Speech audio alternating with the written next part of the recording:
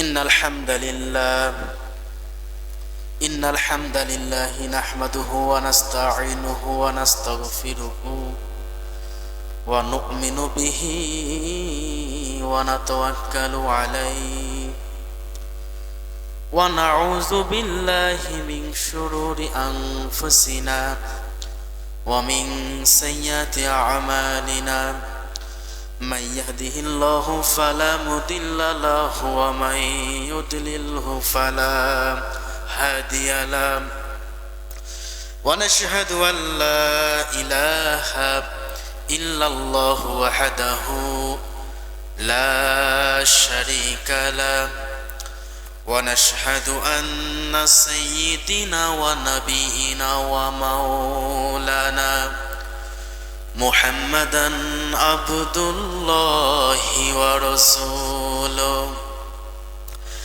الذي أرسله بالحق بشيرا ونذيرا وداعيا إلى الله بإذنه وسراجا منيرا أعوذ بالله من الشيطان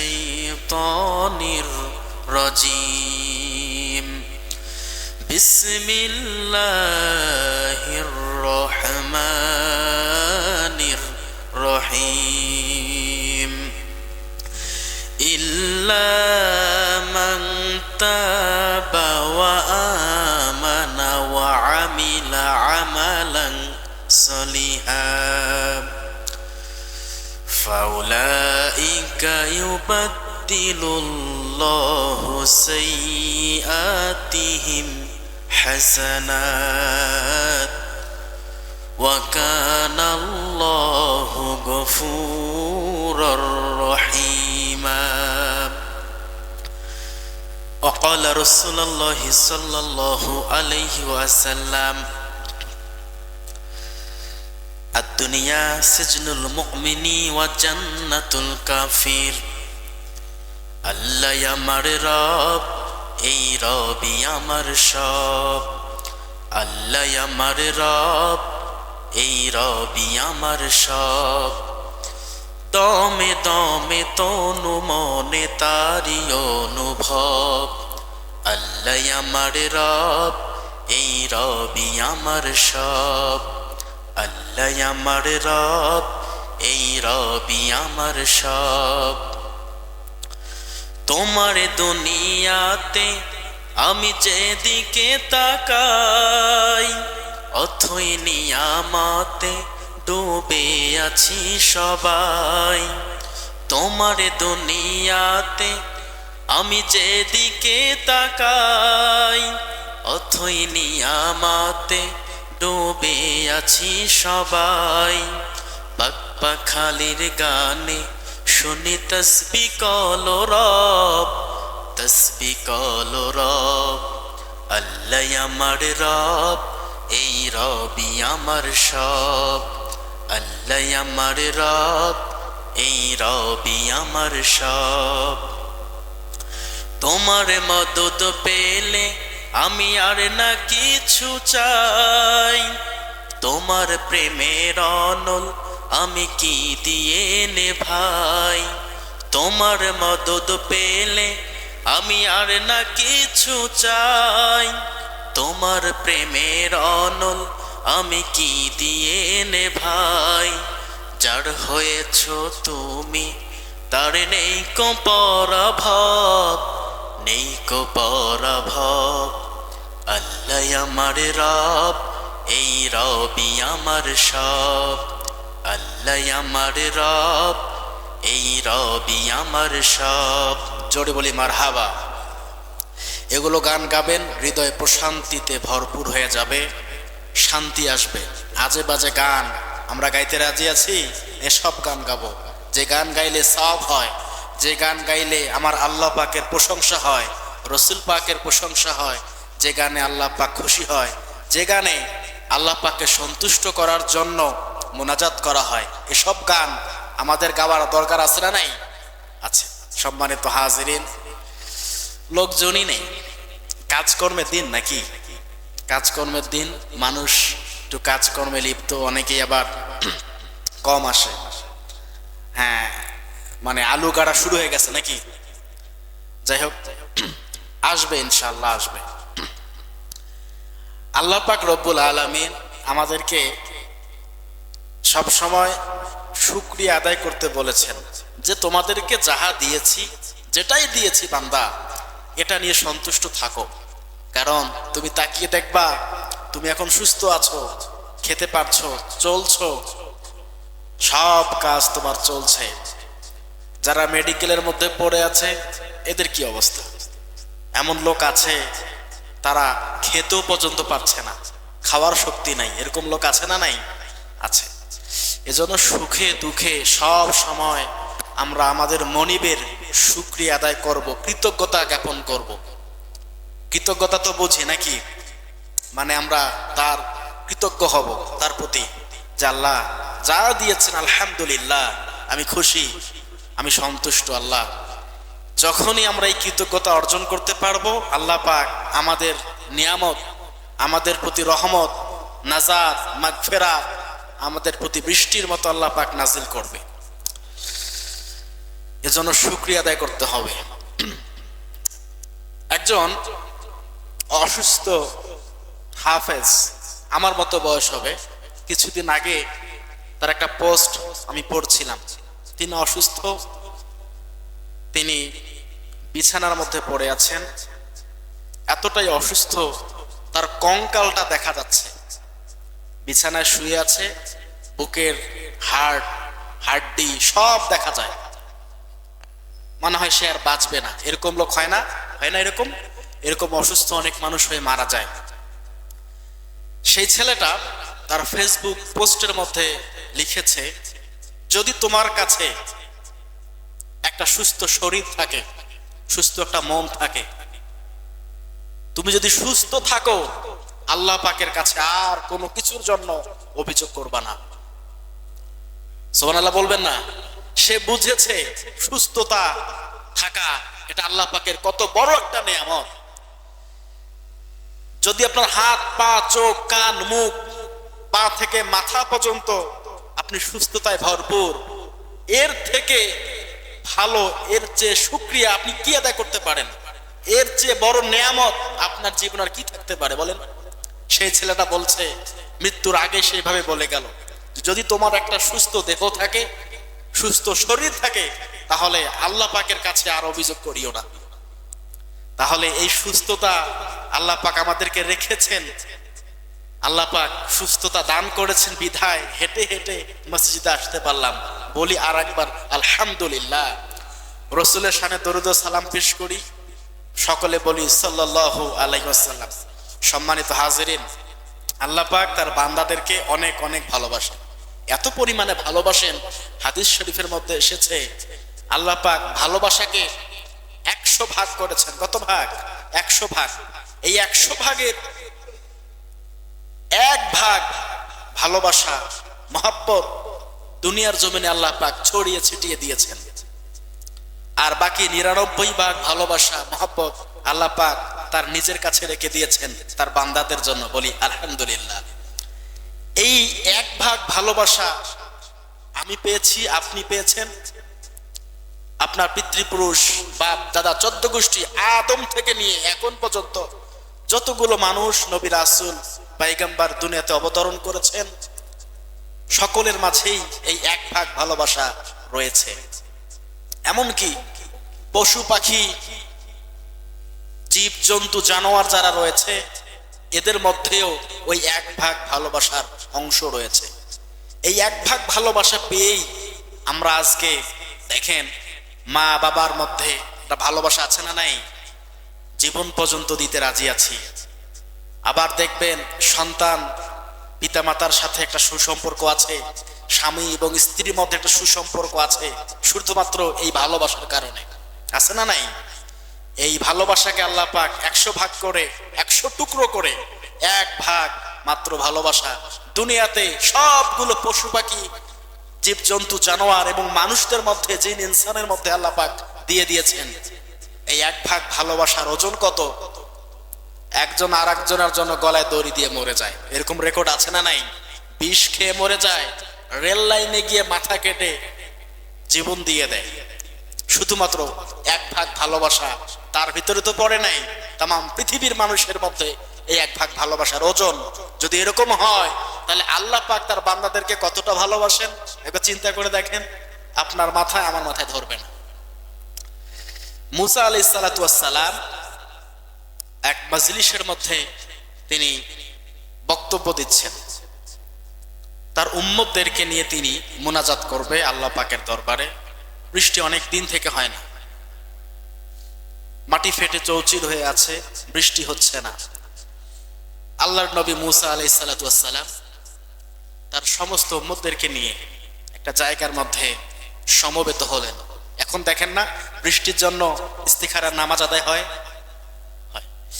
মুসা আলাইহিস সালাতু ওয়াস সালাম তার উম্মতদেরকে নিয়ে একটা মাজলিসের মধ্যে আল্লাহ পাকের কাছে দোয়া করবে। আল্লাহর নবী মুসা দোয়া শুরু করে দিল। আল্লাহ পাক রব্বুল আলামিন জিবরাইলের মাধ্যমে জানিয়ে দিচ্ছেন, হে নবী মুসা, দোয়া করছো, দোয়া কিন্তু কবুল আমি করব না। আল্লাহর নবী মুসা বলে, রব্বুল আলামিন উম্মতদেরকে নিয়ে দোয়া করছি, আপনি আমাকে নবী বানিয়ে দুনিয়াতে পাঠিয়েছেন, এখন আবার বলছেন দোয়া কবুল করবেন না কেন? কি অপরাধ? আল্লাহ পাক জিবরাইলের মাধ্যমে জানিয়ে দিচ্ছে, মুসা, যতগুলো মানুষকে নিয়ে তুমি দোয়া করছো আমার দরবারে বৃষ্টির জন্য, ওখানকার ভেতরে একজন নেমুখ হারাম আছে, 40 বছরে শুধু গুনাহ দিয়ে তার জীবন ভরপুর, কখনো সে ভালো কাজ করে নাই। এত পরিমাণে গুনাহ সে করেছে, তার ভালো কাজ খুঁজে পাওয়া যায় না। ওই ব্যক্তি যতক্ষণ না পর্যন্ত ওই মাজলিস থেকে উঠে না যাবে, আমি আল্লাহ পাক কিন্তু দোয়া কবুল করব না। মুসা আলাইহিস সালাতু ওয়াস সালামের রাগ কম না বেশি? প্রচুর রাগ। ওনার রাগ এতটাই পরিমাণে রাগ, উনি একটা আস্তিন পড়তেন না। উনি যখন রাগ হতেন, ওনার মাথা চুল ভেদ করে, পাগড়ি ভেদ করে চুল দাঁড়িয়ে যেত। যখন উনি রাগ করতেন, ওনার গায়ের লোম ভেদ করে, আস্তিন মোবারক এই পাঞ্জাবি ভেদ করে লোম দাঁড়িয়ে যেত। এই জন্য মুসা আলাইহিস সালাতু ওয়াস সালাম 2টা করে কাপড় পরতেন। কয়টা? যখন উনি রাগ হতেন, এই লোম ভেদ হয়ে আসতো কাপড় ভাগ করে।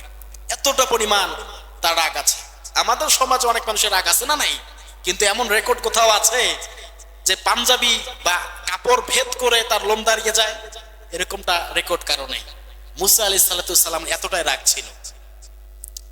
মুসা আলাইহিস সালাতু ওয়াস সালাম আছেন, মৃত্যুর ফেরেশতা হযরত আজরাইল আলাইহিস সালাতু ওয়াস সালাম এসেছেন, মুসা আপনার তো সময় শেষ, জীবন নেওয়ার জন্য আসলাম। নাম কি? আজরাইল আলাইহিস সালাতু ওয়াস সালাম। আজরাইল আপনার আমার জীবন কবজ করবে কি করবে না? মুসা আলাইহিস সালামের জীবন কবজ করেছেন কে? আজরাইল। আদম নবীর জীবন কবজ করেছেন কে? আজরাইল। সব মানুষের জীবন, নবীদের জীবন কবজ করবে একজনই, তার নাম কি? আজরাইল আলাইহিস সালাতু ওয়াস সালাম। আজরাইল আল্লাহর নবী মুসার কাছে এসে বলে, জীবন দিয়ে দেন, আমি চলে যাই। আল্লাহর নবী মুসা আজরাইলকে এত জোরে একটা থাপ্পড় মেরেছে, ওরে এক থাপ্পড়ে একটা চোখ মাটিতে পড়ে গিয়েছে। আল্লাহ পাক রব্বুল আলামিনের কাছে আজরাইল গিয়ে বলে, রব্বুল আলামিন এমন বান্দার কাছে পাঠালাম, জীবন তো দিলই না, এমন থাপ্পড় দিয়েছে আমার চোখটাই মাটিতে পড়ে গড়াগড়ি করছিল। আল্লাহ পাক তার চোখটা আবার ঠিক করে দিলেন। বলছে, আজরাইল আমার বন্ধু মুসার কাছে গিয়ে তুমি কি ভুলটা করেছিলে বলো তো? কোন কাজটা করো নাই? মনে করে দেখে আজরাইল আলাইহিস সালাতু ওয়াস সালাম বলছে, আল্লাহ আমি তো সালাম দেই নাই। কি দেই নাই?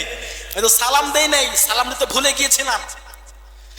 আল্লাহ পাক বলছেন, আজরাইল মুসা এমন আমার নবী, আমার এমন গোলাম, ও তো আমাকেই ছাড়ে না মাঝে মাঝে, আর তুমি সালাম দাওনি কেন? যাও এবার গিয়ে সালাম দাও, সালাম দিয়ে জীবন কবজ করার জন্য অনুমতি প্রার্থনা করবা, দেখবা হয়ে যাবে। আজরাইল আলাইহিস সালাতু ওয়াস সালাম আবারও মুসার কাছে চলে আসলো। মুসা আলাইহিস সালাতু ওয়াস সালাম বলে, আজরাইল এখনো আমার হায়াত কিন্তু বাকি আছে, আমি আল্লাহর কাছে হায়াতের জন্য আবেদন করেছিলাম, এখনো কয়েকশো বছর আমি হায়াত পেয়েছি, আল্লাহকে বলো আমি মরবো না।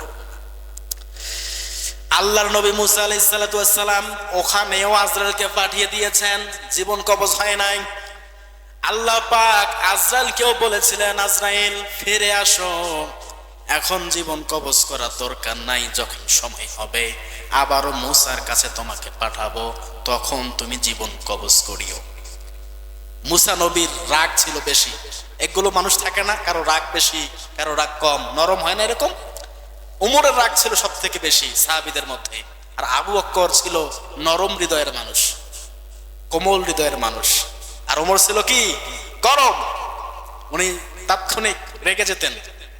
উমর রাদিয়াল্লাহু তাআলা আনহু মুসাকে বলছে, আল্লাহ পাক দোয়া কিন্তু কবুল করব না, দোয়া কবুল করব না এই কারণে ওই মজলিসের মধ্যে একজন নাফরমান বান্দা কিন্তু বসে আছে, এখনো বসে আছে।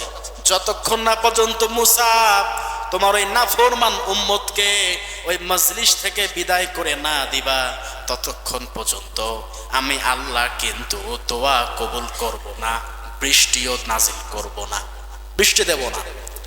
আল্লাহর নবী মুসা রেগে গিয়ে বলছেন, কে আছেন এরকম, দাঁড়িয়ে যান। ভয় আর কেউ দাঁড়ায় না।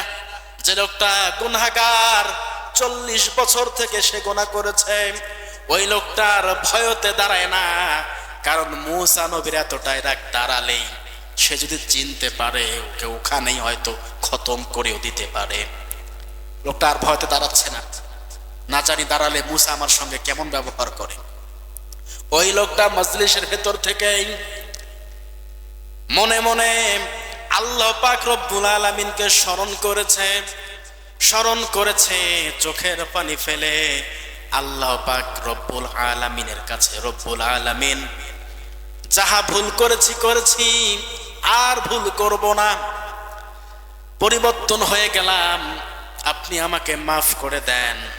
এখন থেকে আপনার নবী মুসা আলাইহিস সালাতু ওয়াস সালামের আনুগত্য করব, আপনার ইবাদত বন্দেগী করব। রব্বুল আলামিন মুসাকে যদি আপনি আমার নামটা বলে দেন, তাহলে মুসা তো আমাকে ছাড়বে না। মুসা নবী বলছে, আল্লাহ তার নাম বলেন। কি বলেন? নামটা বলে দেন, কে সেই ব্যক্তি? আল্লাহ পাক বলে, না মুসা, নাম কিন্তু বলবো না, তাকে বের করে দাও। মুসা পড়ে গেলেন বিপদে, নামও বলছে না, আবার মজলিস থেকে একজন মানুষও আছে যিনি 40 বছর থেকে গুনাহ করছে, এখন তার জন্য তো দোয়া কবুল হচ্ছে না। এই লোকটা শনাক্ত করার দরকার আছে না নাই? এর ফাঁকে ওই মানুষটা আল্লাহ পাক রব্বুল আলামিনের কাছে তাওবা করেছে, ঈমান এনেছে, ভালো কাজ করার সিদ্ধান্ত গ্রহণ করেছে, আজকের পর থেকে আর পাপ কাজ আমি করব না। কিছুক্ষণ পর পরেই আকাশ কালো মেঘে আচ্ছন্ন হয়ে গেল, বৃষ্টি পড়বে, আকাশ প্রস্তুতি নিয়ে নিল। আল্লাহ পাক মিকাইল আলাইহিস সালাতু ওয়াস সালামকে অনুমতি দিলেন, রে মিকাইল দেরি করো না, এক্ষুনি মুসার কওমের উপর বৃষ্টি নাজিল করে দাও। বলে আল্লাহু আকবার। মুসা নবী আশ্চর্য হয়ে গেল, ওই মজলিস এখন থেকে ওঠে নাই, এখনো সে মজলিস থেকে ওঠে নাই। আল্লাহর নবী মুসা বলছে, রব্বুল আলামিন কি ব্যাপার? এখনই বললেন বৃষ্টি আপনি দেবেন না, যতক্ষণ না পর্যন্ত ওই 40 বছর গুনাহগার ব্যক্তি নাফরমানকে মজলিস থেকে বের করে না দেব, আপনি বৃষ্টি নাজিল করবেন না। অথচ আবার এখনই বৃষ্টি নাজিল করলেন, কারণ কি জানতে চাই। আল্লাহ পাক রব্বুল আলামিন মুসাকে জানিয়ে দিচ্ছে, মুসা যখন বলেছিলাম তখন ওই বান্দা পাপিষ্ঠ ছিল, গুনাহগার ছিল, এর মধ্যেই তিনি আমার কাছে তাওবা করেছেন, ভালো কাজ করার সিদ্ধান্ত নিয়েছে। রে মুসা, আমি আল্লাহ পাক বসে থাকি নাই, ওর জীবনের সবগুলো গুনাহ মাফ করে দিয়েছি, মাফ করে দিয়ে ওকে মাসুম বেগুনাহ বানিয়ে মাফ করে দিয়ে তোমার দোয়া কবুল করে নিলাম, তোমার উম্মতের দোয়া আমি কবুল করে নিলাম, আর এই জন্যই এখনই বৃষ্টি নাজিল করলাম। বলি সুবহানাল্লাহ। ইল্লা মান তাবা ওয়া আমানা ওয়া আমিলা আমালান সলিহা ফাউলাইকা ইউবাদদিলুল্লাহু সাইয়্যাতিহিম হাসানাত। আল্লাহু আকবার। সূরা ইব্রাহিম 13 নম্বর পারা 14 নম্বর সূরা 6 নম্বর রুকুর 70 নম্বর আয়াত তেলাওয়াত করলাম। আল্লাহ পাক বলেন, এই যে দেউতি পারুল ইউনিয়নের দেউতি কিসামত পারুল গিলাপাড়া জামে মসজিদের মধ্যে ইমাম থেকে নিয়ে মসজিদ মুসল্লিদের গুনাহ আমি এখনই এই মুহূর্তে ক্ষমা করে দেব। বলি আল্লাহু আকবার। এখনই এই মসজিদে যারা অবস্থান করছে এদের জীবনের সবগুলো গুনাহ আমি ক্ষমা করে দেব। শুধু ক্ষমা করে দেব তা না, ওদের তামাম জীবনের যতগুলো গুনাহ রয়েছে সবগুলো গুনাহ আমি নেকিতে রূপান্তর করে দেব। বলি আল্লাহু আকবার। শর্ত তিনটা। কয়টা? তিনটা শর্ত। মসজিদের ইমাম মুয়াজ্জিন থেকে নিয়ে যদি মুসল্লিরা এই তিনটা সিদ্ধান্ত নিয়ে মসজিদ থেকে বের হতে পারে, আমি আল্লাহ পাক গ্যারান্টি দিচ্ছি ওদের তামাম জীবনের গুনাহগুলো আমি মাফ করে দেব। এই তিনটা শর্ত জানা দরকার আছে না নাই? অবশ্যই আমাদের দরকার আছে। জেনে নেন তিনটা কি। আপনি এখনই মাসুম বিগুনাহ হতে পারেন, কোনো গুনাহ আপনার জীবনে নাই। যতগুলো গুনাহ জীবনে করেছেন ওইগুলো গুনাহ আল্লাহ পাক সওয়াবে রূপান্তরিত করে দেবে। তিনটা পয়েন্ট যদি মানতে পারি। এক নম্বরে ইল্লা মান তাবা, তাওবা করা লাগবে। কি করা লাগবে? তাওবা করা লাগবে। রব্বুল আলামিন জীবনে যতগুলো ভুল কাজ করেছি আর করব না, আর ভুল পথে পা বাড়াবো না। এতদিন মানুষকে ঠকিয়ে ফাঁকি দিয়ে খেয়েছি, আর করব না। তাওবা করা লাগবে, তাওবা করার মতো। ইয়া আইয়ুহাল্লাযিনা আমানুত্তাকুল্লাহা ওয়া কুলু কাওলান সাদীদা, হে ঈমানদারগণ ভয় করো, সত্য কথাগুলো বলো। তাওবা করতে গেলেও আপনাকে একবারই তাওবা করতে হবে। তাওবা সবার জন্য নয়। আপনি এখন তাওবা করলেন, বাড়িতে গিয়ে আবার সব ভুলে গিয়ে আবার ওই আগের মতোই, ওই তাওবা কবুল হবে? তাওবা এরকম না। তাওবা মানে কি করা? ফিরে আসতে হবে। জীবনের সবগুলো গুনাহ পাপের জন্য অনুতপ্ত হওয়া লাগবে। কার কাছে? আল্লাহ পাকের কাছে। এক নম্বরে তাওবা করা লাগবে। ইল্লা মান তাবা ওয়া আমানা, এবং ঈমান আনা লাগবে। কয়টা পয়েন্ট বললাম? দুইটা। এক নম্বরে তাওবা করা লাগবে এই মসজিদ থেকে এখনই এই মুহূর্তে তাওবা করা লাগবে, আল্লাহর উপর ঈমান আনা লাগবে। আর তিন নম্বরে ওয়া আমিলান সলিহা, ভালো ভালো কাজগুলো দুনিয়ার জমিনে করার সিদ্ধান্ত নেওয়া লাগবে। বলি আল্লাহু আকবার। এই তিনটা বিষয় কেউ যদি এখনই এই মসজিদ থেকে করে বের হতে পারি, আল্লাহর কসম করে বলছি, আল্লাহ পাক সূরাতুল ইব্রাহিমের 70 নম্বর আয়াতটা কি এমনি এমনি নাজিল করেছেন? কথা বলেন। আল্লাহ পাক নাজিল করে জানিয়ে দিচ্ছেন, তিনটা সিদ্ধান্ত যদি তোমরা নিতে পারো, আমি তোমাদের জীবনের গুনাহ সবগুলো মাফ করে দেব, এই মুহূর্তে মাফ করে দেব। তাওবা করা লাগবে, আল্লাহর উপর ঈমান আনা লাগবে, ওয়া আমিলান সলিহা, সৎ কাজ করা লাগবে, ভালো ভালো কাজগুলোর আঞ্জাম দুনিয়ার জমিনে দেওয়া লাগবে। আল্লাহ পাক বলেন, যদি আমার কোন বান্দা এই সিদ্ধান্ত নিয়ে নেয়, ফাউলাইকা ইউবাদদিলুল্লাহ, আমি আল্লাহ পাক বলছি, ফাউলাইকা, যতগুলো গুনাহ আছে, যতগুলো পাপ ওই বান্দার জীবনে করেছে, সবগুলো পাপকে ধুয়ে মুছে ফেলে দেব তা নয়, ওই পাপগুলোকে আবার সওয়াবে রূপান্তরিত করে ওর জীবনের সবগুলো গুনাহ আমি মাফ করে দেব। আল্লাহ পাক এই কথা আমাদেরকে বলেছেন, মাফ করে দেবে সবগুলো গুনাহ। ও মুসা, তোমার উম্মতের ভিতরে ওই লোকটা তাওবা করেছে, আমি আল্লাহর উপর ঈমান এনেছে, সৎ কাজ করার সিদ্ধান্ত সেই ব্যক্তিটা নিয়েছে রে মুসা, আমি দোয়া কবুল করে নিয়েছি, এই জন্য আবারও তোমার কওমের উপর বৃষ্টি নাজিল করলাম। মূসা বলে, রব্বুল আলামিন, ওই ব্যক্তিটার নাম শুধু একবার বলো, তাকে আমি দেখতে চাই। আমার আল্লাহ বলে, না রে মূসা, না, তোকে দেখাইতে আমি পারবো না, কারণ ওই বান্দা হয়তো লজ্জিত হবে, তোমার উপর লজ্জিত হয়ে যাবে আমার ওই বান্দা। না না রে মূসা, না, আমার বান্দাকে আমি লজ্জিত করব না, আমার বান্দাকে সম্মানের সহিত আমি মাফ করে দিয়েছি। ওখানে কোন বান্দা 40 বছর থেকে গুনাহ করেছে কেউ জানে না, ওই বান্দা জানে, আর আমি উপরওয়ালা জানি। বলি আল্লাহু আকবার। এইরকম সিদ্ধান্ত যদি আমরা এখনই এইখানে নিতে পারি, আমাদের গুনাহ আল্লাহ পাক মাফ করতে পারেন কি পারেন না? সম্মানিত হাজিরিন, শয়তানের ধোকায় পড়ে, শয়তানের কুমন্ত্রণায় পড়ে, নফসের ধোকায়, দুনিয়ার মায়াজালে, টাকার নেশায়, অর্থ সম্পদ ক্ষমতার লোভে আজকে আমাদের ঈমান আখলাক সব চলে যাচ্ছে। আমরা অনেক দূরে চলে আছি, একদম দূরে চলে যাচ্ছি আমরা ঈমান থেকে। আল্লাহ পাক রব্বুল আলামিন আমাদেরকে খাস তাওবা করার তৌফিক এনায়েত করুক, সকলে বলে আমিন। সম্মানিত হাজিরিন, আল্লাহ পাক রব্বুল আলামিন আমাদেরকে এতটা পরিমাণে ভালোবাসেন যে তার আমার এই গুনাহগুলো আল্লাহ পাক এখনই মাফ করতে পারেন। অনেকেই আমরা মনে করি যে এখন তো ইয়াং বয়স, যুবক আমি, এখন যা করার করে নেই, শেষ বয়সে গিয়ে না হয় মাফ চেয়ে নেব। এরকম সিদ্ধান্ত অনেকে নিল কি নিল না বলেন?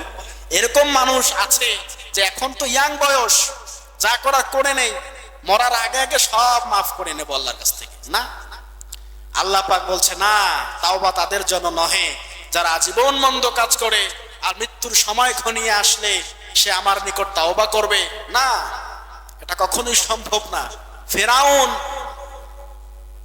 যখন নীল নদে আল্লাহ পাক তাকে চুবিয়ে মারে, তখন আল্লাহ পাককে বলেছিল, মূসাকেও বলেছিল যে মূসা যে রবের উপর ঈমান এনেছে, আমিও সেই রবের উপর ঈমান আনলাম। তাওবা করেছিল কি করে নাই? ফেরাউন তাওবা করেছিল, কিন্তু ওই সময় ফেরাউনের তাওবা আল্লাহ পাক কবুল করে নাই। কেন করে নাই? দুইটা সময় তাওবা আর কবুল হয় না। এক নম্বরে, যখন কোন ব্যক্তি মৃত্যুর ফেরেশতা হযরত আজরাইল আলাইহিস সালাতু ওয়াস সালামকে দেখে ফেলবে, ওই সময় আর তার তাওবা কবুল হবে না। বাদাল গরগরা, যখন মৃত্যুর গরগরা চলে আসবে, আপনি বুঝতে পারবেন ওই সময় আপনার তওবা, আমার তওবা আল্লাহ পাক আর কবুল করবে না। যেদিন সূর্যটা পূর্ব দিক থেকে নয়, প্রতিদিন সূর্য ওঠে কোন দিক থেকে? পূর্ব দিক থেকে, আর অস্ত যায় পশ্চিম দিক থেকে। যেদিন সূর্যটা পশ্চিম দিক থেকে উদয়মান হবে, উদিত হবে, ওই দিন কিন্তু আর তাওবা কবুল হবে না। ফেরাউন আজরাইলকে দেখে ফেলেছিলেন বাদাল গরগরা, মৃত্যুর সময় একদম তার ঘনিয়ে এসেছিল, কিন্তু ওই সময় এসে বলেছে, আমি ঈমান আনলাম মূসা এবং তার কওমের জনগণ যাহার উপর ঈমান এনেছে, আমি তার উপর ঈমান আনলাম। আল্লাহ পাক দোয়া কবুল করেন নাই। মূসাকে শুটকি বানিয়ে মিশরের কায়রোর রাজধানীতে জাদুঘরের মধ্যে এখনো আল্লাহ পাক তাকে নিদর্শন হিসেবে রেখে দিয়েছেন। দুনিয়ার মানুষ যায় আর মূসাকে থুতু দিয়ে আসে, বলে ঠিক কি না? দিয়ে আসে না? এই মূসা আমাদের এই হযরত ফেরাউন আমাদের নবী মূসাকে অনেক জ্বালিয়েছিল কি জ্বালায় নাই? কথা বলেন। অনেক জ্বালিয়েছিল এই ফেরাউন আমাদের মূসা নবীকে এতটা পরিমাণ অত্যাচার করেছিল এই ফেরাউন, অকল্পনীয় অত্যাচার এই মূসাকে ফেরাউন করেছিল। অনুরূপ ভাবে নমরুদ অত্যাচার চালিয়েছিল আমাদের নবী হযরত ইব্রাহিম আলাইহিস সালাতু ওয়াস সালামকে। ধাওয়া করেছিল মূসাকে ধাওয়া করেছিল ফেরাউন। সবগুলো দলবল সৈন্য সামন্ত রেডি রেখে মূসাকে তার উম্মত সহ ধাওয়া করেছিল, পেলেই ওখানে হত্যা করবে ফেরাউন। এতটা পরিমাণে নির্যাতন নিপীড়ন মূসার উপর ফেরাউন চালিয়েছিল। ওই ফেরাউনকে দেখে মানুষ থুতু দিয়ে আসে, ওর নামে বদদোয়া করে আসে। এরকম নিদর্শন রাখার কারণ কি? কি কারণ বলেন? আল্লাহ পাক দেখিয়ে দিচ্ছেন, যুগে যুগে যতগুলো নবী এবং পয়গম্বর আমি পাঠিয়েছিলাম, এগুলোর সাথে দুর্ব্যবহার, রাত ব্যবহার, নির্যাতন নিপীড়ন চালিয়েছিল, কিছু সংখ্যক নিকৃষ্ট গোলামরা। আর এই গোলামগুলোকে আল্লাহ পাক নিদর্শন হিসেবে রাখিয়ে দিয়েছেন। তার মধ্যে ফেরাউন একজন। ফেরাউন এখনো আছে মিশরের কায়রোতে, দেখবেন ওর জাদুঘরে ওর লাশ এখনো রাখা আছে, পচে নাই, বেশি দিন হয় নাই, এখনো 200 বছর আগেই ফেরাউনের লাশ উদ্ধার হয়েছে নীল নদ থেকে। আল্লাহ পাক কোরআনুল কারীমের আয়াতের মধ্যে জানিয়ে দিয়েছেন, বিজ্ঞানীরা এটা নিয়ে গবেষণা করেছেন, গবেষণা করে দেখেছেন তার মানে ফেরাউন এখনো আছে। ফেরাউনের লাশ এখনো নীল নদের পানি, নীল নদের ব্যাকটেরিয়া এখনো তাকে হজম করে নাই বা নষ্ট করে নাই। শত শত বছর পরেও ফেরাউনের লাশ আবিষ্কার করেছিল বিজ্ঞানীরা। সেই ফেরাউনকে এখন মিশরের মধ্যে রাখা আছে। আপনার টাকা থাকলে এখনো গিয়ে দেখে আসতে পারেন। ফেরাউন ধাওয়া করেছে, মুসা তার সমস্ত উম্মতদেরকে নিয়ে পালিয়ে যাচ্ছে। পালাইছে লোকে, পালায় নাই, পালিয়ে যাচ্ছে। সামনে এসে দেখে নদী, পেছন দিকে ফেরাউনের দলবল আসছে, পেলেই মেরে ফেলবে, একদম সব ধ্বংস করে দিবে। আল্লাহর নবী মুসা থমকে দাঁড়িয়ে গিয়েছে। সামনে নীল নদ, পিছন দিকে ফেরাউনের দল। আল্লাহ, এখন আমি কি করব? আমাকে একটি রাস্তা দেখায় দেন, আমি কি করবো এখন? আল্লাহ পাক বলে, মুসা হাতে কি তোমার? বলে লাঠি। পাথরের মধ্যে আঘাত করো, নীল নদে আঘাত করো, দেখবা রাস্তা তৈরি হয়ে গিয়েছে। আল্লাহর নবী মুসা পাথরের মধ্যে আঘাত করে, নীল নদ পানি ফাঁক হয়ে আল্লাহর নবী মুসা আর তার উম্মতের জন্য রাস্তা তৈরি হয়ে গিয়েছে। জোরে জোরে বলি সুবহানাল্লাহ। আল্লাহর নবী মুসা তার কওমের লোকদেরকে নিয়ে, তার উম্মতদেরকে নিয়ে নিরাপদে পার হয়ে যাচ্ছে। ফেরাউন এসে দেখে, আহা কি সুন্দর রাস্তা, পানি ফাঁক হয়ে মুসা পার হয়ে গেছে। ও মনে করেছে আমি ফেরাউন আমার দলবল নিয়ে পার হয়ে মুসাকে ধাওয়া করব। আল্লাহ পাক তখনও কিন্তু পানিগুলোকে অ্যাটাক করে দেয় নাই। আল্লাহ পাকের প্ল্যান আছে, এখন করব না, আগে যা, তারপর মাছ বরাবর গেল। মাছ বরাবর গিয়ে বলে আল্লাহ পাক, কুং ফায়াকুন, হে পানি এখন মুসাকে চুবিয়ে মারো। শুধু মুসা না, সরি শুধু ফেরাউন না, ফেরাউনকে চুবিয়ে মারবা তা না, ফেরাউনের সঙ্গে যারা দলবল রয়েছে এদেরকেও তুমি চুবিয়ে মারো। মাছ পথে এসে ফেরাউনকে পানিতে চুবিয়ে মারলো এবং ফেরাউনের যারা অনুসারী ছিল তাদেরকে আল্লাহ পাক চুবিয়ে মারলো। বলি নাউজুবিল্লাহ। সেই আল্লাহ আছে না নাই? আল্লাহ পাক আছেন। সম্মানিত হাজিরিন, আমরা বান্দা, আল্লাহ পাকের নগণ্য গুনাহগার গোলাম। আমাদের কি বা আছে দেওয়ার মতো, কি বা করার মতো আছে? আল্লাহ পাক আমাদেরকে সুস্থ রেখেছেন, এর চেয়ে বড় নিয়ামত, এর চেয়ে বড় শুকরিয়া আর কি হতে পারে? লা ইন শাকারতুম লা আযীদান্নাকুম ওয়া লা ইন কাফারতুম ইন্না আযাবি লাশাদীদ। সূরা ফুরকান 19 নম্বর পারার 25 নম্বর সূরা 2 নম্বর রুকুর 7 নম্বর আয়াত। আল্লাহ পাক জানিয়ে দিচ্ছেন, যখন আমার বান্দারা আমার প্রতি কৃতজ্ঞতা প্রকাশ করবে, যে নিয়ামত তোমাদেরকে দিয়েছি কৃতজ্ঞতা প্রকাশ করো। লাইং শাকারতুম, যখন তোমরা কৃতজ্ঞতা প্রকাশ করবা না, শুকরিয়া জ্ঞাপন করবা না, ইন্না আযাবি লাশাদীদ, আমি তোমাদেরকে ভীষণ আযাবের মধ্যে গ্রেফতার করে নেব। পা থেকে মাথা পর্যন্ত আমরা সুস্থ দেহের অধিকারী। এর থেকে বড় নিয়ামত আপনার আমার জীবনে আর কি হতে পারে? বলি সুবহানাল্লাহ। আল্লাহ পাক আমাদেরকে এর থেকে বড় নিয়ামত আর কি হতে পারে? আমরা আর কি আশা করি? সম্মানিত হাজিরিন, মানুষ বিভিন্ন সময় বিভিন্ন পরীক্ষার সম্মুখীন হতে পারে। আল্লাহ পাক মানুষকে পরীক্ষা করেন কি করেন না? পরীক্ষা করেন।